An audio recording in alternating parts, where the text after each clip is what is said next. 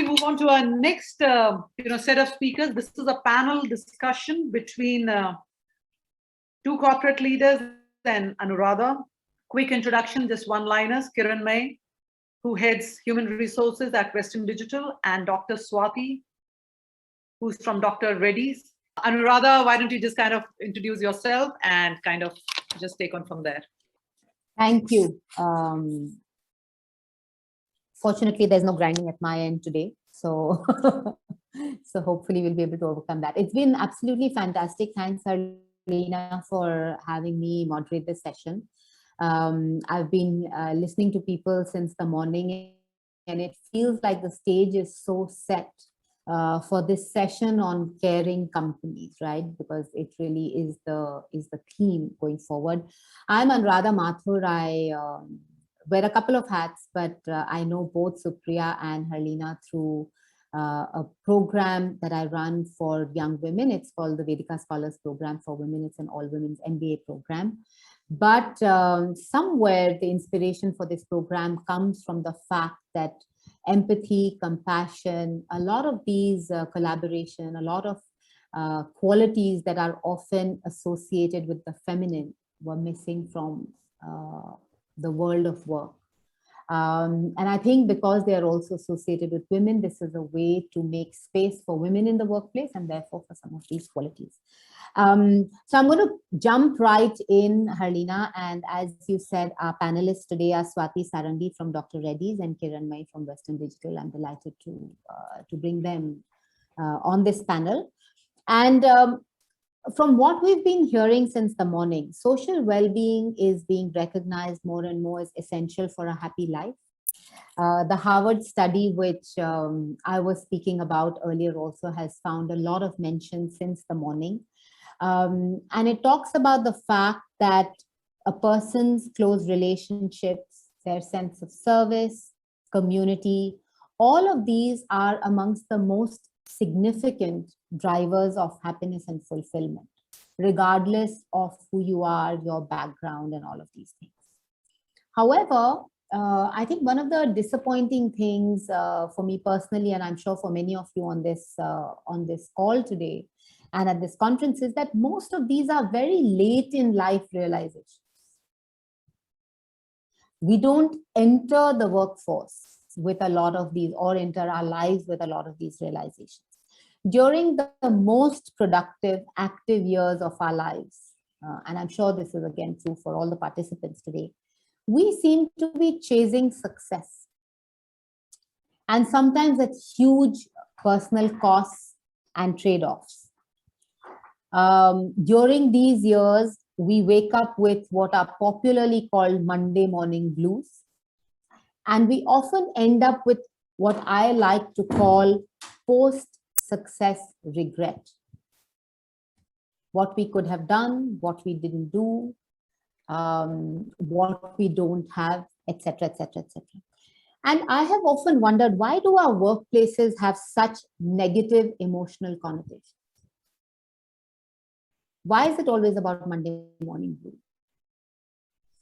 I feel incredibly fortunate and lucky because I'm really happy on Friday evenings and I'm really happy on Monday mornings. And I so wish that on everybody around me. But office humor, work humor is always with the undertones of, you know, we want Friday morning, not Monday mornings. And as we've reflected, or at least I've reflected, I think there are two broad reasons for this. The first, and it was mentioned a little bit earlier in the day, is this complete separation of the personal and the professional. Who we are at home, we can't be at work, and vice versa, right? So I guess through our working days and the working week, we are not who we are naturally. And the second reason to me is this contrast in the way of life advice that is given to us as an example by our grandparents for what they thought would be a happy and content life for us, right? We are taught to let go. We are taught to put others first. We are taught to be patient, wait for results, not look for results right up front, do what's right with the belief that the reward will follow, never compare, be kind, generous, just general life wisdom. However, what we are taught for professional success and our professional identities is often absolutely the opposite. First, ask what's in it for me, negotiate really hard, make sure you're not treated differently from others. So constant comparisons, call out everything. There's no room for patience. Don't wait around for things to work out, etc., etc., etc. Now, in recent years, people have started to question some of these norms. And the pandemic, I think, has brought us to an inflection point where we have the opportunity and the luxury to re-examine and redefine many of these norms that have been given to us so far. And like, again, someone mentioned earlier in the morning, it has brought our homes into our workplaces, and it has brought our offices into our homes. Thank you, Believe in Yourself and Harlina, for organizing this.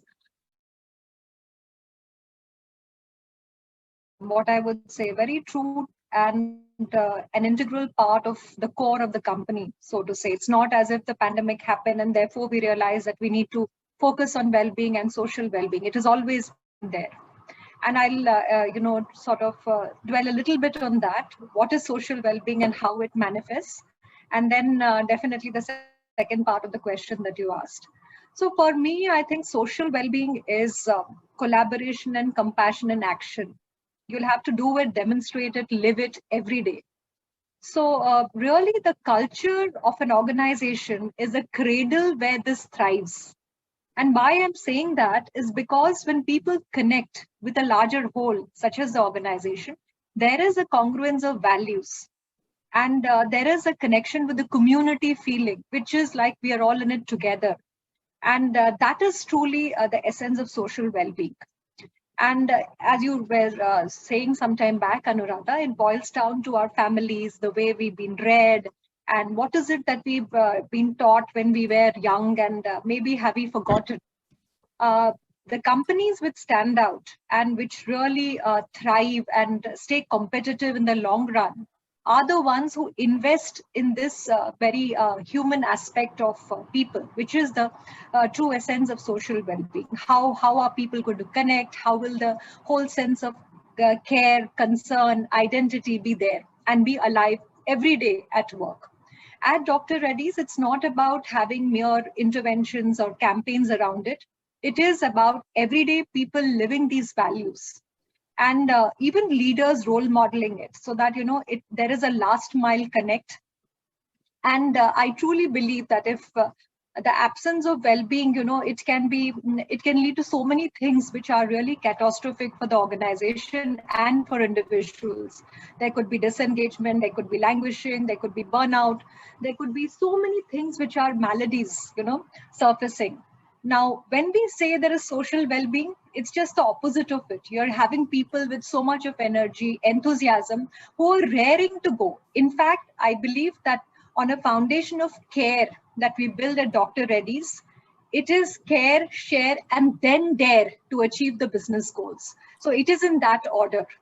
Now, coming back, whether this is a priority of HR or people or business, I think, as I said, it's a part of culture. So it's a part of everybody's priority. You will have people right from the top till the bottom who are ingrained in this entire credo and who are responsible for it. So it is not confined to be a HR priority at all. In fact, we have been, focusing on this agenda much before. In the pandemic, we have dialed it up, but it is like the business talking about how this will give us value and how it will bring value to the people that we are associated with. Right. I'll go to Kiranmai and then I'll come back to asking you where you see it play out in your role as an HR person. So Kiranmai, can I ask you the same question? Sure, Anuradha. Hey, good afternoon, everyone. It's really very, very energizing since morning as we listen into various speakers and different perspectives, right? when we talk about believe in yourself, and that's what I mean, kudos to Harleena and team for, putting that specific spotlight, given what we have all experienced in the last 18 months plus. It's not easy. It's easier said than done when we talk about believe in yourself. And why am I going back to that little phrase? It's very, very powerful. And when I come back to the corporate lessons, and we're talking about each one of us, being it, being part of human resources or part of a corporate workplace, there has been a lot of moments, and I loved what Anu, you have started sharing about the comparisons, how, it erodes happiness, that belief in oneself. I think it stems from our Vedas, our Puranas. I mean, you go back to Upanishads, Aham Brahmasmi. So the way we look at each one of ourselves, if we do not have self-respect, forget about getting the respect from anyone else. If we do not have that self-confidence, how would we amass anything or gain anything? Success is too far away. So the way I would look at it is believing in oneself is where it all begins. Once we have that self-belief, obviously there's a connect with the purpose. I loved what Ranveer was talking about, right? So it's about how do you create that connect? So connecting with oneself with a purpose. That purpose can be large, can be small, but there is a purpose. So the moment you have the confidence and belief in oneself and the way you're able to connect with a purpose or a goal, now that can be small or big.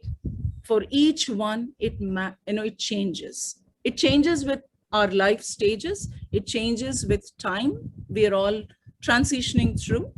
It changes with multiple other factors, but there is always a goal. There is always a purpose. It can change from one to another, like how Karmishta talked about what has changed for her and how she brought in SOS, right? Everywhere there's a beautiful story as I was listening to. So that's what we bring to life, each one of us, the uniqueness, the strengths. Now, having said that, in a corporate world, in a workplace, why is it that we've created these big, hairy, audacious goals, as we say, and everyone's pursuing those?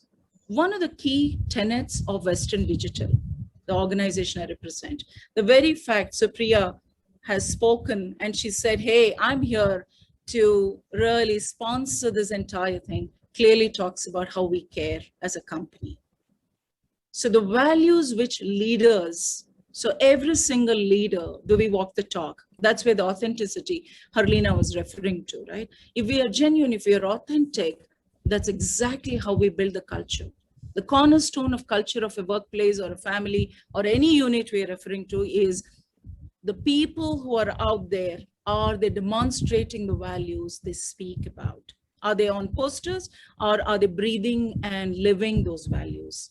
If we do, obviously, whatever you're referring to, Anu, in terms of the goals, the success, and the competitive negative vibes which it can bring in, because competition is healthy when you're competing externally.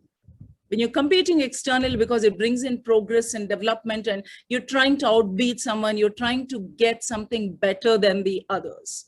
But when you're competing internally, if you're thinking it's a family, and within that there is competition, there'll only be conflict and unhappiness, to quote Dr. Rajan, right? So when you're looking at that, I would like to refer to Daniel Pink's book, Drive.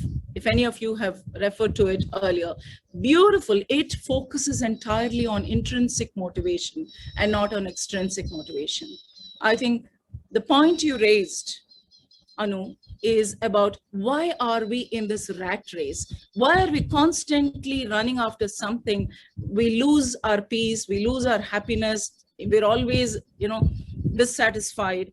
And then at a later stage in life is when we sit down and then we talk about well-being, we talk about peace, well, I think it's us, every single one of us who have been contributing to that entire social ethos. In a way, we've created those goals to the youngsters. We are telling them to run after those scores and grades and whatever, because we're saying that is your happiness. So in that rat race, Unfortunately, the essence of life, the core of life is forgotten. So if we can create, be it at home as an individual, as part of a family, or be it in the workplace, again, because it's the same me. We think we are different. We are no different. It's the same me which goes to work. It's the same me who is at home. So if I can create that oneness, I always talk about this alignment between manasa, vacha, karmana. What is the alignment we are referring to? What I think, what I speak, and what I do. If I, as an individual, can have this alignment at all times, that is what I radiate as an individual around me. There is a trust which can clearly form because I'm someone who is reliable, because I'm always in alignment with these three aspects or dimensions of who I am.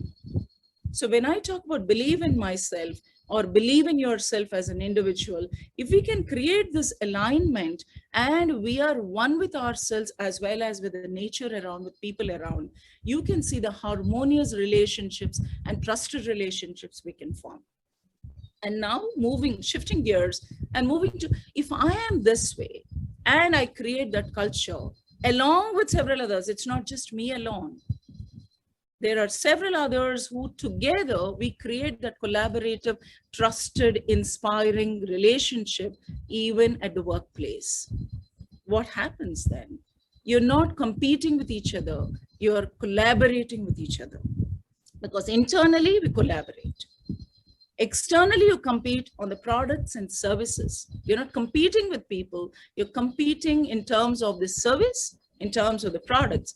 I think once that clarity comes in, you're no longer in the rat race. You're actually doing something which is inspirational. So you talk about the next level product or the next level service in terms of how you're upping the ante. So the goals you're setting is, again, in terms of fulfilling that belief to a purpose, where you're very driven and you're creating that larger, the well-being, not just for yourself, but for everyone. And again, it's not HR who drives this, cannot be. It has to be everybody involved who can drive this harmonious relationships. No, thanks. I think this brings me to, the next question, because obviously both of you are very passionate about this belief, right? That well-being and all of these other objectives need to be higher than the BHAG. But the truth is that there is a reality of the corporate world that we live in. And even as we have each of these individual realizations, even company realizations, the truth is till such time that your competitor doesn't feel the same way, I want to draw both your attention to the parameters and the success factors that organizations work with, right? And if there is a bottom line and if there are numbers that you have to meet, some of these objectives that we are talking about necessarily include trade-offs, right? I'm going to give you a very small example. We are a small not-for-profit, at least in the management school that I run. And, over the last 18 months, we could have been better off. We've still not become completely self-sustaining. We could have been much better off laying off staff, right? Our staff in the, whether it's housekeeping, whether it's people in the hostel, whether it's in the mess, we could have done that and beefed up our bottom. But we felt that we were okay to absorb that because we just did not think it was the right and good and human thing to do, to put people out on the road, given what was going on in the world, right? But that meant, I'm a small organization, we can take this call. How do larger organizations and your, whether it's your peers in the industry, how do these trade-offs work when you have to do the good kind thing that may influence traditional success parameters? So talk to me a little bit, both with examples and your beliefs in terms of this objective, this newfound, or at least dialed up compassion that we are talking about and how it allows for trade-offs. So can I start with you, Swati, and then I'll come to Kiran? Sure. So one thing is that I don't see these as being sort of opposite and contra to each other, while they may seem so superficially, or at the tip of it may seem that, when you are trying to be collaborative and compassionate, it is at the cost of being competitive. I don't believe in that. I'll tell you also why. Because as I mentioned to you, sometimes when you want to dial up the business success, which means you're chasing your goals, you're chasing your profits, all the lag indicators, there are certain things that lead to the lag. The things that lead to the lag, at the bottom of it or the heart of it, is the well-being of people. If you don't have happy, engaged people, they will not be contributing enough. So if you want them to contribute in the way which is desired, you will need to take care of the well-being at core and make them feel trusted, care, and allow them or enable them to be authentic at all times. In fact, I feel from authenticity comes agility to business, because when you allow people to be themselves, as you said, the work, the life, the individual at home and at work, how are you going to do that? So we at Dr. Reddy's, for instance, we focus a lot on the ikigai of the person. What is it that fuels that the personal purpose and passion? The moment you tie that individual ikigai with that of the business, then the values, they seem to be in congruence. Also, I want to draw attention to one more thing, which I strongly believe, and Dr. Reddy's also does. It's not always about the short wins. It is about what will matter in the long run. There is so much focus on sustainability. You're looking at companies which are not just for here and now, which are built to last. And if you're looking at companies which are built to last, they need to have more matter. And that matter will come from people who are really solid, feeling and living the purpose of the company every day. So those things, when you want them to demonstrate, it will just not come out through words. It will come out in the way people see that being demonstrated every day by the company. So when we say caring companies, it is manifested in a range of policies, practices, which are put in action and which dials up the individuality, where we say we celebrate uniqueness. It is not about creating a workplace where everybody is thinking just the same, but it is about bringing that diversity and inclusivity in the culture, which is again going back to what Kiranmai also spoke about, and you spoke about that. It's a lot, it starts with yourself, the person oneself, and then moves to the ecosystem. So when we talk about the ecosystem, it also means what kind of ecosystems we are helping our people create, both in the workplace and back in their homes. And if that is something which is, in balance, then the best will come out in there. So for example, if we allow people to express, giving you examples of everyday communication, those check-ins that managers have. We run a very interesting thing called the heartbeat, finding out every day what is the level of emotion and energy that people are experiencing at work. It is a small check-in, but it's just to find out that are they feeling okay and are tuned into the organization. Also, wow, say more about that. What is this? It's not like an engagement. Heartbeat is, as the name suggests, it is like, how is your heart beating today? So, what is your level? It's like a mood meter. What is your level of energy and your? So how do you do that? Is it an app or? It's like an app, but I mean, it's a socially enabled sort of a thing. You can access it on your mobile or anything. And there are questions which come to you every day. It could be things pertaining to your work. It could be things not pertaining to work, but pertaining to yourself, but which allows you to express. And I'm again coming back to the fact, listening makes a whole lot of difference. If we as people tune in and listen to what our people are experiencing, we will be able to get so much more about what is it that we want to change in the way we are offering them care and compassion, because it is care and compassion in action. For example, when we were experiencing the pandemic, in the second wave especially, we found so many of our people had lost their loved ones, or they had been impacted in ways which were more profound. So we conducted these grief and empathy circles where we allowed people to come together and just share what is it that they were experiencing without fear, or allow them to be vulnerable.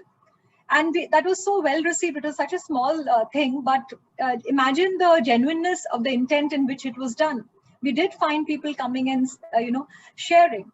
So allowing or Very nice. enabling these kind of mechanisms where we are listening, where we are enabling people to feel psychologically safe, so that they can confront their fears and ask questions, will help us introspect and reflect as an organization and make these small changes that matter. And that is where I was drawing attention to the whole part of the culture piece, which Very means nice. that what is the culture that we are living every day in the organization, in good and in bad times. If that is there, that foundation is there, we are going to be making our movements towards social well-being. And Very we truly nice. do that at Dr. Reddy's. Very nice. Kiranmai, are you going to take the question head on and tell me about trade-offs? Absolutely. I'll be very, very honest, Anu. Yes, there have been multiple instances of corporates. When push comes to shove, you lay off employees because that's the first thing. You do the cost-cutting measure. And then because there is this huge KPI for the companies to look at what's my top line, what's my bottom line. So it's more about that. While we all say people come first and products and profits will follow, it tends to get flipped at times of crisis and where you will not put people in the center. So there have been multiple instances. Now, having said that, when I look at the organization I represent, Western Digital, it's been year on year an honorary when we talk about ethics and compliance. So it stands out with respect to the integrity, the transparency, the way the leaders walk the talk, which I think has been the solid foundational layer for the employees to vibe and understand, and the heartbeat, which Swati was also referring to. I think it's about understanding the pulse of your employees. Let me give you an example, for instance. But before I move to the example, which is core to Western Digital, I also want to draw everyone's attention to what's happening the world over. If you look at major companies today, they're all coming under the scanner of what we refer to as ESG. Major companies now are being pulled up to look at the KPI of environment, social, and governance. So when you look at ESG, in fact, a lot of mutual funds are being floated on that, and there's so much happening in the market. But most importantly, why did these three dimensions become so much more relevant and important today? The reason being, these are some of those which either require a lot of attention now from the corporates in terms of their own governance. They need to understand internally and externally, are they being compliant, and regulatory mechanisms, because that's where the unethical challenges come in. And then you talk about scams, and then everybody is caught up in that. That's one. The social is where you give back to the community. It's not just about making profit. It's not about wealth generation alone. It's responsible wealth generation. So you have a commitment to the larger community as well. That's where the social aspect is clearly coming in. So you take the communities along with you, whether it's 2%, 3%. I mean, India is one of those pioneering countries in this, where we said there's a CSR Act which said 2% of the profits will go back to the communities, right? But even the world across, whenever you make profits, there is a responsibility resting on the company that I give back to the communities at large. And then comes the environment. There is so much of debate and discussion about nature and how, we're all now climate change. Okay, there can be the debate. We're not getting into that. But we all know if we don't invest in it for today, tomorrow's generations are going to suffer. So again, how do we constructively see that the environment, are we, each one of us, again, as believe in yourself, are we also contributing our little bit, right? For instance, you can see around me, I am in a natural habitat. This is an eco habitat. Why is it that we're investing in this? Yeah, I can go and build another large concrete one and live in it with a glass, whatever. That's one way to live. But I can also choose to breathe fresh air, be among the nature, and enjoy this. So there is a harmony, the insects around, the birds around. So if each individual starts looking at that urban life, rural as well as urban blend in, I think everyone would enjoy it, and you're doing your bit to the environment. So it can stem from the individual, But as corporates, because they do have the profits and the wealth generation capacity, given the products and services, the clear agenda for corporates is, are they able to contribute to environment? Can they go carbon neutral? So that could be part of their agenda, right? When they're listed companies, now they're being asked, how are they looking at their environment commitment, social commitment, as well as the governance commitment? Now, having said that, that clearly answers what you just said. Because companies have marched only towards profit making and not profit sharing, these dimensions have come in now to really make them aware and say, if there are companies who are already doing that, brilliant, but the companies which are going astray and only running this race are being told, you can't do that any longer. You'll have to keep these three dimensions very clearly in the center stage. Now, if I shift gears and look at what we are doing at Western Digital, we're not saying we're a perfect company. None of us can be, just as there's no perfect individual. There have been challenges listening, Swati talked about. So we've been listening to our employees, and we've come across recently, when we've done a survey, we realized that across the globe, we've realized that they have expressed their voice saying, hey, there are some barriers to execution. Being an innovative company, and when we're talking about barriers to execution, what did the leader immediately decide? In fact, just 1 week from now, we're doing a mammoth exercise across the globe. Every single individual employee will participate, junior level to senior level. And we said, we want to hear more from you. And how are we going to do it? At the same time, across the globe, of course, time zones are different. Everyone participates in a 4-hour interlock where they're going to debate, brainstorm, understand what is in one's control. Going back to, again, what Harleena said, believe in yourself. So what can I do? Instead of just finger pointing and talking about what the company can do, what the team can do, what the leader can do, what can I do? So we're talking about individual ownership and accountability, then goes to the immediate team, and then to the organization or the business unit, and then the larger organization and beyond. So, and there are facilitators, but we built it in such a way, only 30 or less in each team.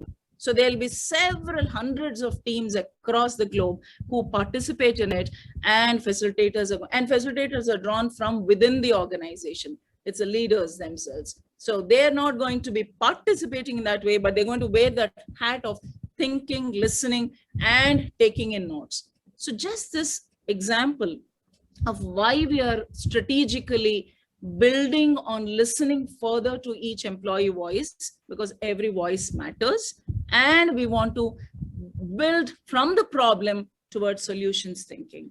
Clearly talks about an organization which listens, which cares to every employee voice, and how we want to build our edifice called Western Digital further.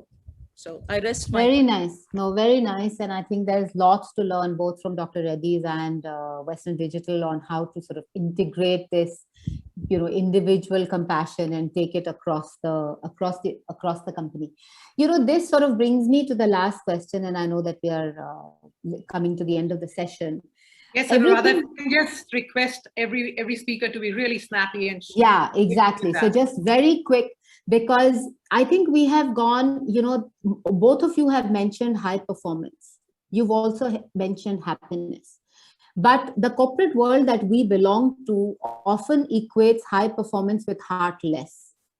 How do we change this narrative? If you can both give me one idea in our organizations and spread this out into the corporate world at large. How do we change the narrative and bring the equation of high performance with happy, or high performance with heartful, as opposed to heartless? Swati, go first. Yeah, I'm just thinking of one, and so changing the narrative is, I would say, that link again, when you're trying to have your personal value statements of people, how you can link it to a business value that can be generated. For example, when you are saying, I'll just give you one case in point. We have a leadership credo called Aspire. Okay, Now, one of the tenets is about aspirational growth mindset. So when we contextualize this aspirational growth mindset for our individuals, we make them take a sort of an aspire pledge and say, okay, what will aspirational growth mindset mean for me as an individual so that I can grow and I can feel happy? And how will that lead to a business outcome that my organization will receive? Because otherwise it is always very fluffy and at the top. So if you can make them understand how it will play out for them as an individual and then see the connect with the organization, it really helps. So which means that not having a very sweeping kind of, I mean, suppose you say good health can't wait. That's our tagline, okay? And we talk about affordable and, accessible medicines for our patients. So at the heart of it, it is patient-centric innovation that we talk about. So what is it that every individual in the company can do to satisfy the met and the unmet needs of the patients? So no matter what your function, no matter what your area of work is, can you think for the end user or the patient in a design thinking mode? And how would you make a difference in the everyday work that you do? If you're trying to bring in that kind of a connect, it becomes easier. Otherwise, it will be only in letter and not in spirit. So make it very doable for them. Also make it a part of a habit. So when I say habit, it means that don't wake up to this only when there is a problem. Practice it every day proactively and make it a predictable kind of a behavior so that people see patterns, not just that they will align with, but see others around them aligning. So make it a community feeling of celebration. Acknowledge and recognize these efforts whenever they are. Thank you.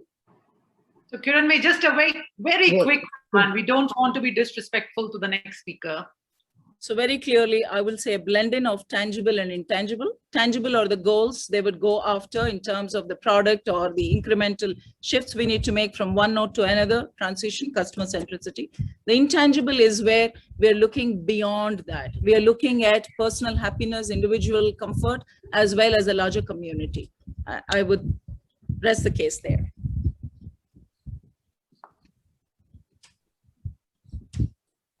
Thank you. Thank you.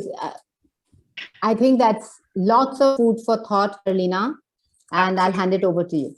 Yes, thank you, Anuradha. And I have been on multiple, events and conversations and been a speaker on the panel in the audience. This has to be perhaps one of the most powerful corporate sessions I have ever listened to. I kid you not. And when I say that, I truly mean it. Maybe 1,000+ events behind me.